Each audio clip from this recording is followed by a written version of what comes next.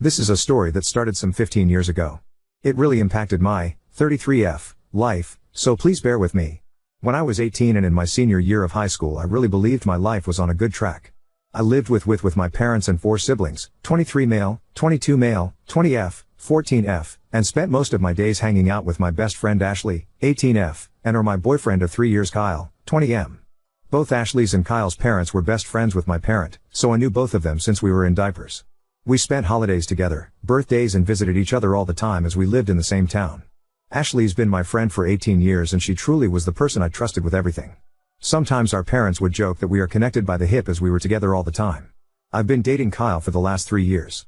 I believed he was the love of my life and the one I would eventually marry. We were quite serious and even talked about getting married after he finished college. He was a sophomore at that point. Although I had every plan on going to university, I was quite content with the idea of being married to Kyle and being a stay-at-home mom. My parents loved Kyle and supported our relationship. I really was happy. I think I should note here that my sister 20F was also dating Kyle's brother 23 male and that all our siblings were very close. One day, at the beginning of the school year, I noticed that Ashley was being very melancholic and detached. After a while of prodding, she told me she was pregnant. I was very surprised because I didn't know she and her boyfriend broke up a while ago and I didn't know she had anyone else like that in her life. I asked her who the father was and she didn't want to talk about it, but in a way implied that the ex was the father. She was absolutely distraught, so I dropped the topic and just consoled her. I was with her when she told her family, and while her parents were disappointed, they promised to support her in whatever she decides. They tried to make her share the dad's name but she refused and made me promise to stay quiet. They did not know she had a boyfriend at one point. I was there for her for the next 9 months. I went with her for an ultrasound, doc's appointments.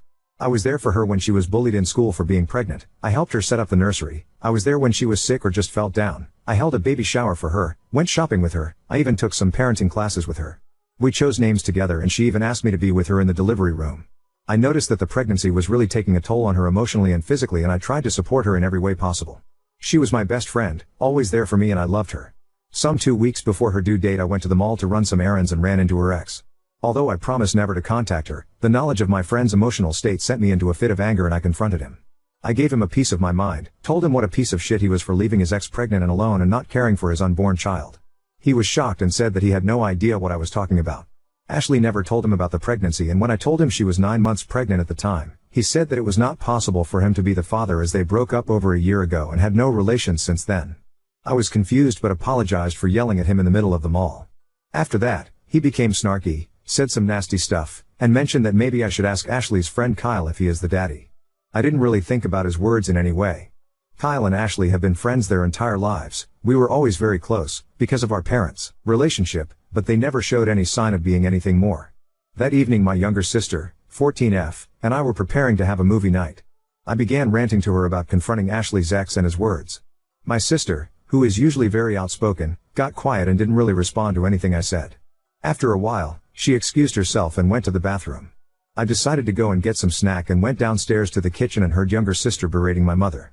This part of my memory is really fuzzy as I was dealing with lots of emotions. My sister told my mom about me running into Ashley's ex and his words and told my mom she no longer wanted to hide from me the fact that Kyle was Ashley's baby's father. I was shocked. Absolutely shocked. I stumbled into the kitchen and demanded an explanation.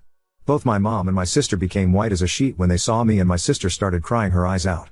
My sister explained to me, some things I also learned from other people later, that appeared during the end of the summer break. Kyle and Ashley attended the same house party, got drunk, and slept together. Ashley got pregnant and told Kyle, but they were both ashamed and afraid of telling me. They also didn't share this with their parents. Ashley, however, couldn't keep the secret and told her mom and dad, who told Kyle's parents and later to mine as well. This all happened when Ashley was in her first trimester. By her second trimester all of my siblings, Kyle's and Ashley's siblings, knew about this. Everyone, except for me. I simply cannot explain the way I felt. I was physically ill for the next 3 days and I couldn't speak to anyone. My parents were apologetic but explained that they didn't want to see me hurt or ruin everyone's relationship. I did not speak with Kyle or Ashley, although they bombarded my phone with messages and calls and also came to my house. I refused to see them. At one point Kyle's mom came to our house and my mom allowed her into my room. While I was lying in my bed still ill and just emotionally drained from the betrayal, she tried to convince me to forgive them and how Ashley and the baby need me. I said nothing. 2 weeks later Ashley went into labor. I learned from my parents that she had a hard delivery. She lost a lot of blood and needed an emergency C-section. Kyle apparently was at the birth. I was distraught, inconsolable. Because of the betrayal by both, because I planned to be there and now physically and emotionally couldn't, because I was looking forward to this moment for months. So many reasons. My older sister immediately went to the hospital to be with her boyfriend. My other siblings weren't at home, so I was left alone with my parents. All I wanted was to lay in my bed or cuddle in my bed with my mom and cry all my feelings out. My mom received a call from Ashley's mom. She came to my room and told me that she and dad were going to the hospital. I was perplexed and asked her to stay with me. She said that Ashley's parents need all the support they can get and that we will discuss everything later. I tried to tell her not to go and that I also need their support, but she said not to be selfish and they left. I was left alone at the house and I just couldn't comprehend what happened in the last few weeks.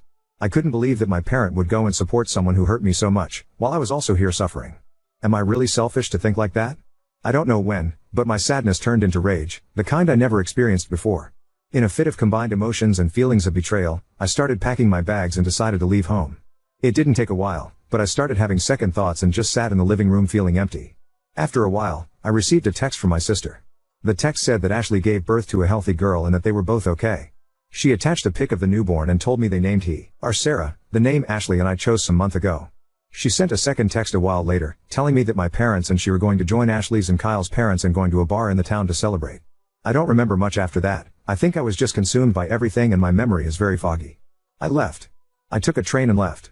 I stayed at a hostel in Phoenix for a while. I got a job at a store and planned to finish high school there. My parents, siblings, Kyle, and Ashley tried to contact me. My mom was sending me a panicked voicemail, demanding me to come back. They also reported me as a missing person, but I don't think it went anywhere as I was 18. Anyway. Soon afterward I met Dean, 21M. He also lived in Phoenix and had a complicated relationship with his family. We really connected and became friends soon. He helped me a lot at that time. I struggled. I had no idea how to take care of myself or how to, literally be an adult. He introduced me to his group of friends, helped me finish high school, I moved in with him and his friends. He helped me deal with my pain. I really struggled at one point and also had some regrets. I wanted to see a therapist, but I most definitely couldn't afford it. He was there for me and supported me through everything and I don't think I would have lasted long without him. We began dating after a year. He inherited some money from his grandpa and decided to move across the country to the big city. Although we weren't together for long, he asked me to go with him. I was a bit reluctant because we both had a lot of emotional baggage and I was still very insecure in my situation, but I did go. We moved, got jobs, and tried to survive. Soon after my 21st birthday, we decided to get married. It was a crazy, spontaneous decision, but we did it. I enrolled in university and Dean helped me pay for it. He himself opened a company that took off and we were able to live more comfortably. I was in uni and also work at a part-time job to contribute. We had our ups and downs but somehow survived. After uni, I started working in his company and we slowly built it up. When I look back now, I don't think I was in love with Dean when we got married. I loved him, but I wasn't in love. But he was there for me, always, unconditionally, and today I don't think I could love him more. He is the love of my life. We've been married for 12 years now and we have a 2-year-old son and a 6-month-old son. Sometimes I regretted leaving my family behind, but I just couldn't go back. It was very painful. I felt like my parent chose Ashley and Kyle over me. I did go to a therapist when I was 25 and tried to deal with my emotions. Last year, at the beginning of the pandemic, I received an email from a 14-year-old girl named Evelyn. She explained that she was my niece, my older sister's and Kyle's brother's kid. She knew about me and wanted to meet me. Although I was reluctant to speak to her, we did exchange some emails. Let me note that she did not know what transpired 15 years ago, so the conversations were pretty innocent. We talked about her school, interest, and she talked about my family. I learned I had 10 nieces and nephews. I also learned that Kyle married Ashley 4 years after I left and had 2 sons besides Sarah. My parents continued to have a friendship with Kyle's and Ashley's family, and to me, it really felt like my family continued their normal life, despite me being gone. She tried to talk to me about what happened, but I didn't really think it was my place to explain things to her, so I simply said that relationships change and things happen in life that make us go our separate ways. We continued talking ever so often for almost a year. In her email, this January, she expressed how the pandemic had a big effect on her entire family and how my parents were struggling to keep their house and both my brothers lost their jobs and struggled to keep up with the cost. I was surprised at her knowledge of this as she was only 14, but the hardship was also causing tensions between her parents. I started to deal with a lot of guilty feelings and regrets. I also just had my baby, so that was causing me lots of emotions. I talked to my husband and he was very supportive and told me that he would be there for me for whatever I decide. We are financially stable and the pandemic didn't have a great impact on our finances. We are not rich but are able to live comfortably. After learning some more details and talking with Dean, we decided to help my parent with their house. A week ago we flew back to my home state. I saw my family for the first time in 15 years. I had so many emotions, regrets, pains from the past, feelings of betrayal. My parent was, I think, relieved to see me. It was just such a weird day. We had a lengthy conversation and agreed to try and have some sort of cordial relationship. It's been so long and I am very awkward with them. Sometimes they feel like strangers. Dean and I spent a week there and we continued to have a conversation, and I truly believe that we were on a path to having a friendly, yet distant relationship. But that my mom started insisting I have a sit-down conversation with Kyle and Ashley. She explained that she wants to go back to the way things were. I told her I refused to talk to them. Although I moved on, I simply have no ties with them now and don't want to rehash anything with them. I told her I am prepared to try and establish a relationship with them as they are my family, and I truly came to care for my niece, but that I don't want anything to do with Kyle, Ashley, or their family. I never demanded them to cease their relationship with their friends, but I don't want one. Dean supports me. My mom called me selfishly and said that I simply must try and heal our relationship. I told her I will not negotiate and that it's on her to decide whether or not she wants to have a relationship with me. She said okay. But 2 days later I received a phone call from Kyle's mom. I did not give her my number, and she demanded, I talk with Kyle and Ashley as my return caused tensions in their relationship and their emotional health. I hung up. I called my mom and confronted her. Apparently, she gave that woman my number to heal our family bonds. I told her that she is choosing them over me again. She cried and yelled at me that I am selfish and that she just wants her family back. I hung up. It's been days since I spoke to any of them, although my mom and Kyle's mom keep on calling. Although I think I am right and I believe I should prioritize my well-being and the well-being and happiness of my husband, who has been behind me 100% and even told my mom off, and my sons, I am starting to have some regrets. I don't know if I should listen to my mom and speak to Ashley and Kyle. I question whether I was overreacting 15 years ago. I am questioning whether I am truly being selfish for not actively trying to repair the relationship. I would really appreciate any advice or opinion on what to do in this situation. Suddenly I am questioning the entire course of my life. I am so lost and I don't know what to do. Update 1. I never mentioned my little sister in my original post. Her relationship with my parents went downhill after I left home, and she went no contact with them when she was 20. I received her number from our older sister, and although it was awkward at first, it's been 15 years after all, we did start speaking again. She was very angry at me for leaving. A lot has happened in her life, and it wasn't the easiest. She has a toddler and a baby of her own, and I have to say that the kids have helped us bond again. She's my best friend and we talk every day. As for my other siblings, I'm in regular contact with both my brothers, although we aren't close. My older sister and I have a good relationship now, but last year we've had a longer period of not speaking. As she is read to Kyle's brother, it was hard for her to deal with all our and their family drama. We are cool now and I have a lovely relationship with my nieces and nephews. I didn't go to my niece's birthday party. It just seemed like it would be too hard for me. Now to my parents. This one is a little painful for me to write, and at the time it felt like I was reliving all those shitty emotions I had at 18. My mom didn't let up with her pestering over me not talking with Kyle and Ashley. Her calls for that continued for months, even after I was home again. It bordered on emotional blackmail. She blamed me for not honoring her wishes for her friendship problems, and health problems, and even accused me of keeping her grandbabies from her. Last June I had my daughter and it seems like that sent her completely over the rail. What I mean by that, 100 plus calls a day, messages every 20 minutes to pester me about random things, sending me updates about people I never want to know about. When she started pestering Dean, I was done. I was afraid to block her, so I spoke to my father. This was probably the first time in the last 17 years that we had a true heart-to-heart conversation. I was emotionally drained, tired from caring for 3 children, and just over everything. I've probably poured all my feeling and emotions onto him. What happened to them afterward, he doesn't speak much about it. Her calls slowly ceased and something else must have happened because in August he filed for a divorce. My father and I are in regular contact, although I don't think we'll ever be back to normal. Mom is devastated. In August her calls became insane, and apparently not just with me. I've changed my number since then, and as of February, she has not been able to reach me. I've been told by one of my brothers that she has problems with anxiety and depression, and lost a lot of friends. I don't really know whether or not she continues to have a relationship with Kyle and Ashley's family. I don't want to have anything to do with her anymore, nor do I want her near my kids. The things she said to me, about me and about my husband, whom she really doesn't know, and after 15 years of no contact, is crazy. Although I regret not having a mom, I feel like trying and fighting to repair the little remnants of our relationship would be a waste of my emotional energy and just pure torture. As for Kyle and Ashley, I've received some calls from Kyle's mom as I mentioned in my original post. I blocked her and no other calls have been received from anyone. I really don't know what they are doing or where they are. I've had no contact with them. The only thing that really happened is that in August, when shit went downhill, my Bill, Kyle's brother, brought me a letter apparently written by Ashley. I've not opened it and I really don't know if I want to. I feel like I've moved on from them, but on the other hand, I'm curious as to what she has to say after so many years. However, that in itself could bring back bad emotions. I'm doing okay now, with my babies and Dean, who is a real trooper in all of this. I'm trying to focus on my family, and I really hope that this is all behind me. Update 2. Dear everyone. I have no idea if anyone will see this, but during the last few months since I posted my update, I have received many messages with advice and words of support. I have no way of thanking you, but know that your words truly mean a lot to me. I try to reply to everyone, but it sometimes takes me a while. A lot of questions have been asked in these messages and I can't answer them all at this time. I plan on updating soon. Just to quickly answer the most common ones, I have not read the letter yet. Soon after updating, I started therapy again and Dean and I decided that it would be best if I gave the letter to my therapist and let him decide when and if I am ever ready to read it. I have not spoken to my mom since the update. I've received messages on Facebook, from her and Ashley's mom, which is a first. The latter I didn't even read. I've since deactivated my Facebook for the time being. Neither Kyle nor Ashley tried to contact me via any social media. The only thing I know is that Kyle was asking my Bill for my address or number, but Bill refused them. That's when Ashley gave him the letter.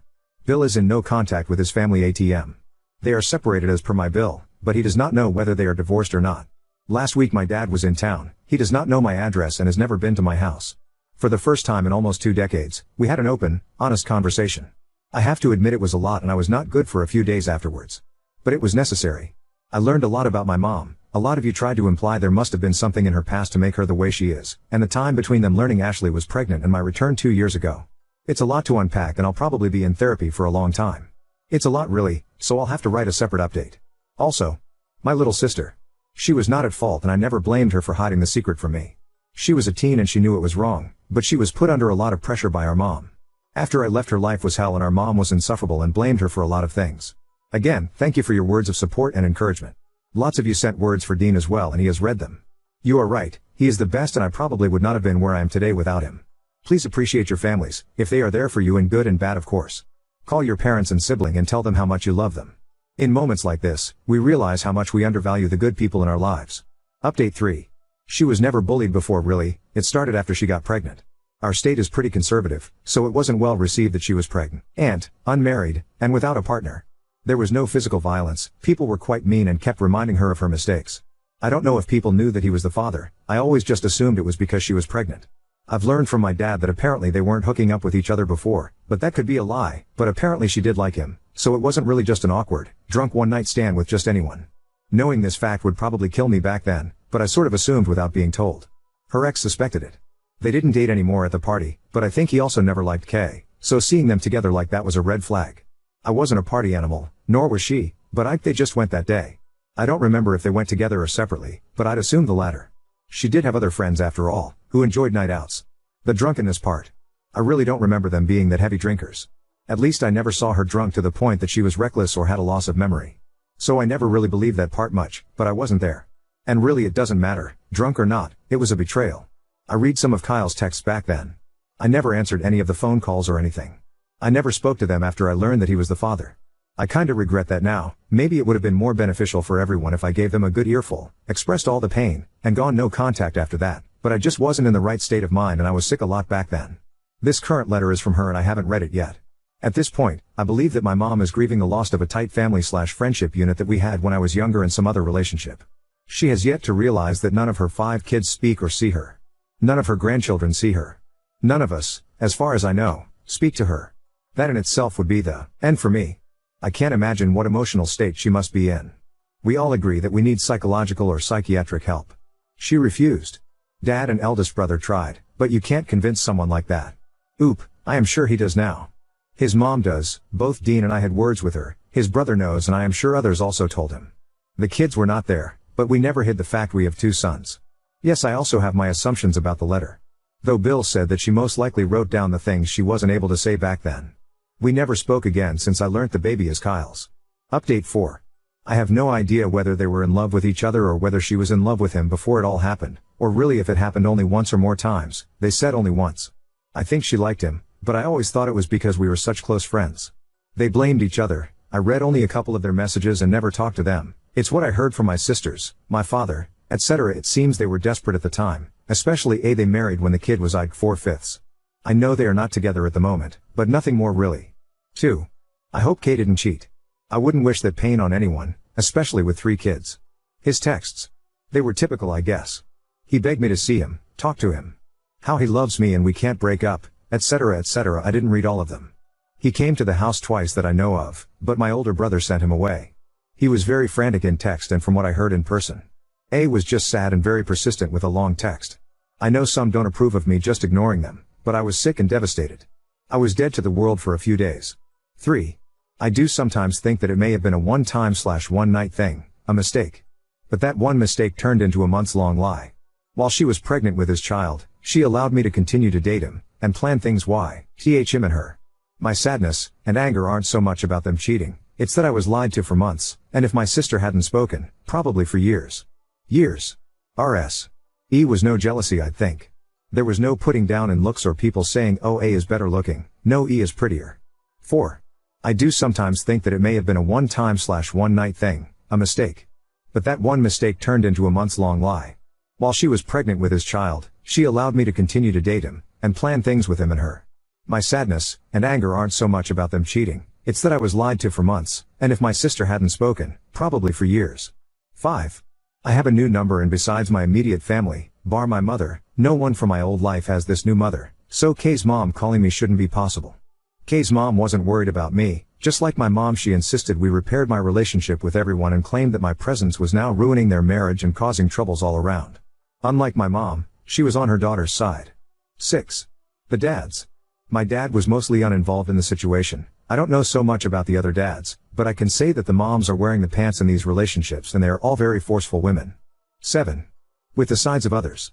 I'm just saying that if any of them wrote their own narrative in a Reddit post they would probably receive a lot of sympathy and maybe people would find me the problem. A few days ago I received a lot of comments from a user defending A and claiming that K raped her. This user accused me of pedophilia, despite everyone being 18+, and just saying really nasty stuff. So I guess that's my point.